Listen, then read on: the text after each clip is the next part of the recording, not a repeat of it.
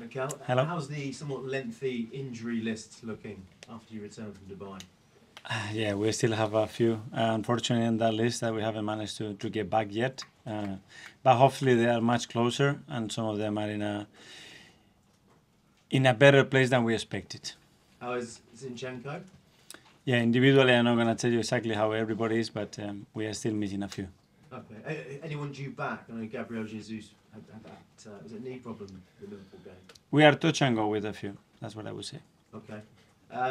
How was the camp? Bit of warm weather and a chance to work on a few things? It was great. It was a phenomenal camp in every sense. We worked really hard in things that we wanted to do. We recharged our batteries. Obviously, the context, changing the environment in a beautiful weather helps. The togetherness and the moments that we shared together were great. So, yeah, we feel fully recharged.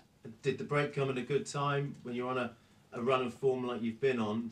A good chance to hit the reset button and turn a corner? Well, it was. I think it gives us the opportunity as well to look at things with a bit of perspective as well, to analyze what we've been doing. And we take a lot of positives from the first 6 months of the competition. And even though results haven't gone our way in the last few games, when you look at what we have produced in terms of the Premier League with any other team, we are up there. And in terms of improvements for the second half of the season, you're creating opportunities, perhaps not taking them. Is that the focus for you a little bit? Yes, continue to be who we are. You know, defeats cannot make you lose who you are. Because if you do that, then you were never who you said that you were. And we have to continue to be ourselves. But there are certain details, certain marginal gains that we have to improve and evolve. And this is the beautiful thing about my job as well, is constantly find the evolution of a team and what it needs to keep winning. I mean, you're not finishing in front of goal. To what extent does confidence become an issue? For sure, that's a big factor. But if you don't produce the number of chances that we have created and expect that we create more than any other team in the league, for sure we're not going to score enough goals. But I love the players that I have and the way they work and the way they go about it, and that will come for sure. And how important for you is it that Gabriel Jesus maybe scores a few more in the second half of the season? Yeah, but for everybody, you know, we have to share goals. We are responsible for everything, you know. And on set pieces, the goalkeeper is responsible, the striker is responsible. When there is a throw-in, everybody is responsible to what's going to happen that throw-in, and we have to share that responsibility like we always done. After the Liverpool game, you said the chances of bringing in a striker in this transfer window, well, it wasn't a realistic option. Have you changed that opinion, or do you feel the same? No, but the first thing, because I love the players that we have. And Crystal Palace, under Roy Hodgson, he never makes it easy for teams to get by. What are you expecting from Palace, and how much respect do you have for Roy Hodgson? A massive respect, a big admiration for the way he's conducting himself, especially, and the trajectory that he's had. His teams are extremely well organized. They are really hard to beat. He's really good at provoking things that he wants in the game. And tomorrow is going to be a big battle for us, that's for sure. Thank you. Thank you. Go to Alex on the Premier League. Hi, Mikel. Hi. You said the break gave you some perspective. What is the message to your players going into the second half? Keep doing what we are doing, and small margins to improve. That's it. Roy Hodgson in the opposition dugout, 76 years old. Can you see yourself managing at 76? You always ask me that question. At the moment, I cannot see that happening, but you never know.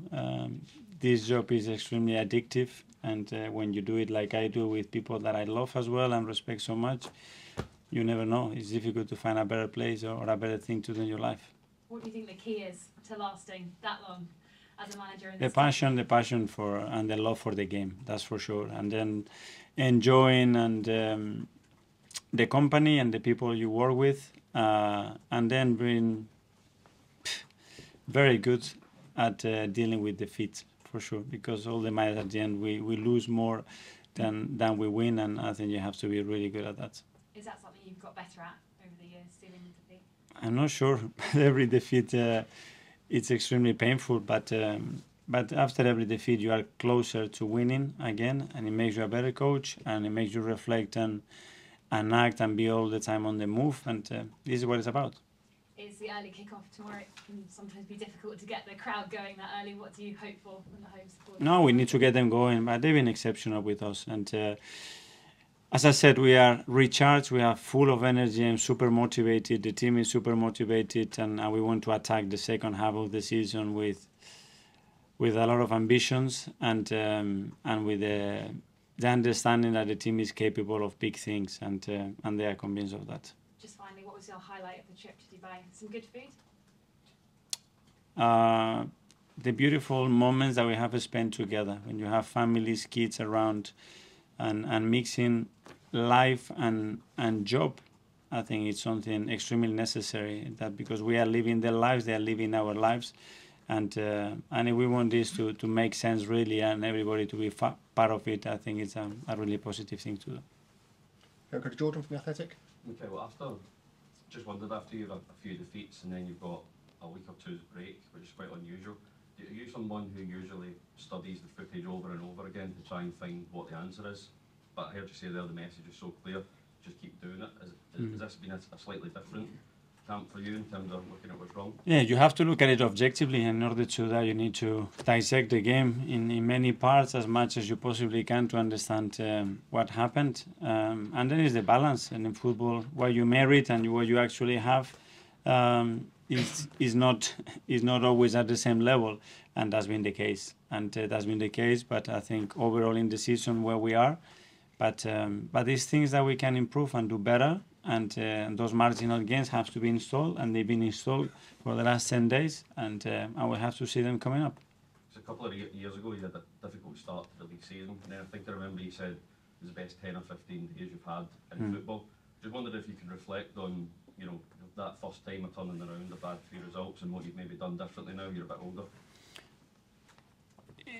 A lot of times it's not what you have to do, it's just looking around and how people behave. And when I said that I love so much my job and what I do, is because I love so much the people that I have next to me, that they are every day with me in my job. And when we are together, and okay, we had a difficult time, it's true that we play in a certain way against big teams and we didn't win, but we know what we produce.